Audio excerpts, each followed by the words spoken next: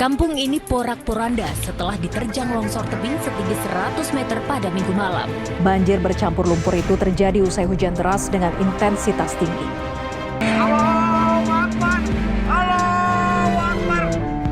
Bencana tanah bergerak terjadi di Bandung Barat, tepatnya di Kampung Cigombong, Desa Cibeduk, Kabupaten Bandung Barat, Jawa Barat, pada Kamis 29 Februari 2024. Jalan.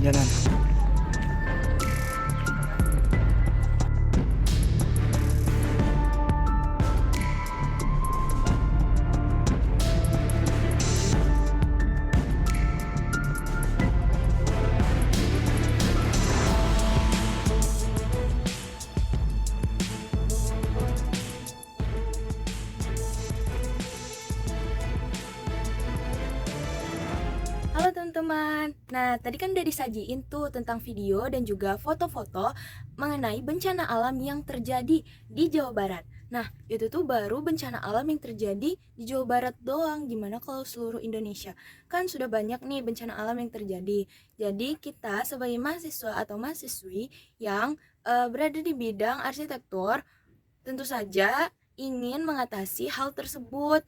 Nah jadi pada dasarnya bencana alam itu tidak terduga terjadinya, jadi kita nggak bisa memprediksikan. Nah, namun dampak dari bencana alam itu sangat besar. Contohnya terjadi kerusakan pada bangunan-bangunan publik, fasilitas masyarakat, dan lain sebagainya.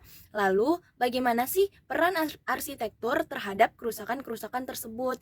Nah, maka dari itu, kelompok kami ingin mengkaji mengenai hal tersebut.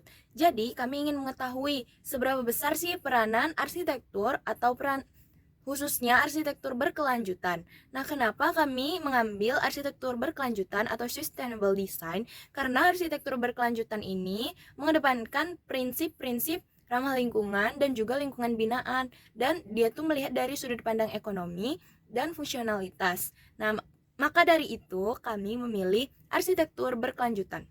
Jadi, apa sih hubungannya antara kerusakan alam yang terjadi akibat bencana alam dengan arsitektur berkelanjutan? Bagaimana cara mengatasinya, dampaknya apa, dan prinsip-prinsip yang dapat diaplikasikan untuk menjadikan solusi itu seperti apa? Nah, maka dari itu kami mengangkat judul Tara. Oke, jadi itu judul yang kami angkat. Nah, untuk lebih lanjutnya bakal dijelasin sama teman-teman aku, yaitu Niswa dan juga Cahya. Metode yang digunakan dalam artikel ini yaitu metode kuantitatif.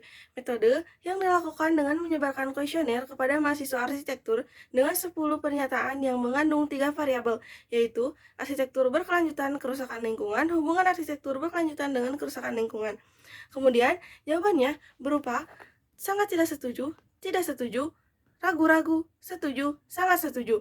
Setelah disebarkan dan mendapatkan hasil, disimpulkan melalui grafik dengan setiap variabelnya, sehingga akan terlihat penilaian setiap orangnya.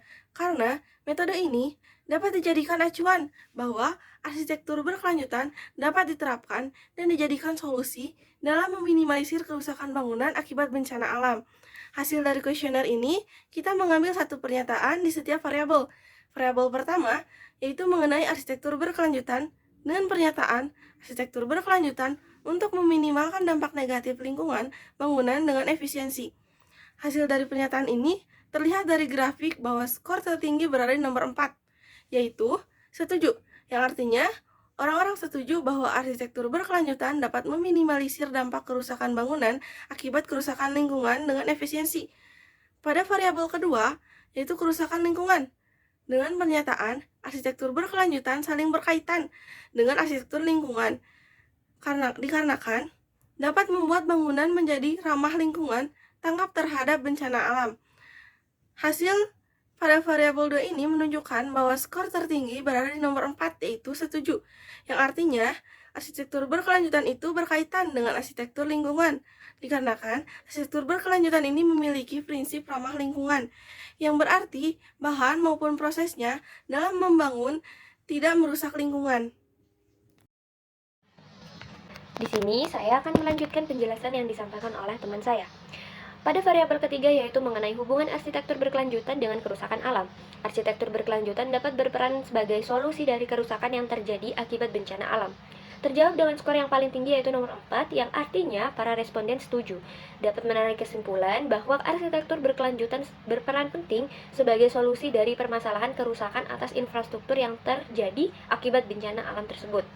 Hasil survei menunjukkan disetujui oleh mahasiswa maupun mahasiswi arsitektur UPI angkatan 2023. Hal ini menunjukkan bahwa arsitektur berkelanjutan dapat dijadikan sebagai langkah yang sangat baik dalam menanggulangi bencana dari segi bangunan maupun pengaruhnya terhadap lingkungan sekitar. Akhir-akhir ini bencana alam banyak menimpa belahan dunia, negara, kota, dan desa. Semua dapat merasakannya dari yang kaya maupun yang miskin. Ini memberikan dampak kerugian yang sangat besar. Berdasarkan pengamatan bangunan, ada yang rusak parah dan ada juga yang rusak sebagian. Sebagian bagian dari arsitek kami bekerja tidak sembarangan, semua diatur dengan teliti dan terarah, baik dari segi bangunan, kelayakan, lahan, bahan, maupun ramah tidaknya terhadap lingkungan. Kami menyimpulkan secara garis besarnya bahwa arsitek berkelanjutan sangatlah berpengaruh besar dalam pembangunan suatu daerah, terutama bagi daerah yang mengalami dampak dari bencana alam, sehingga para arsitek dapat leluasa dalam menempatkan pelaksanaannya. Berdasarkan hasil penelitian, menurut mahasiswa maupun mahasiswi arsitektur UPI angkatan 2023, arsitektur berkelanjutan sangat berpengaruh terhadap kerusakan lingkungan dan dapat dijadikan solusi untuk memperbaiki infrastruktur yang rusak. Dalam pelaksanaannya, arsitektur berkelanjutan berusaha merancang suatu bangunan baru yang kuat dan kokoh tanpa mengubah suatu bangunan asli sehingga masyarakat akan selalu merasa aman dan nyaman.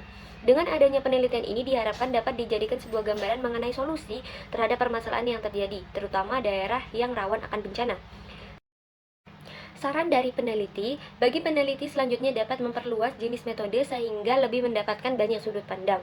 Dapat dilakukan juga penelitian dengan melakukan wawancara kepada orang yang ahli di bidang tersebut, agar mendapatkan hasil yang benar-benar relevan sesuai dengan teori yang ada, sehingga hasil penelitian menjadi lebih baik dari yang sudah dilakukan.